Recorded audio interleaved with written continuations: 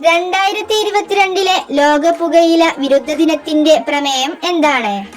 ഉത്തരം protect the environment. ലോക പുകയില വിരുദ്ധ ദിനം എന്നാണ്? ഉത്തരം മെയ് 31. കേരളത്തിലെ ആദ്യ പുകയില വിരുദ്ധ ജില്ല ഏത്? ഉത്തരം കോട്ടയം. കേരളത്തിലെ ആദ്യ പുകയില വിമുക്ത നഗരം ഏത്? ഉത്തരം കോഴിക്കോട്.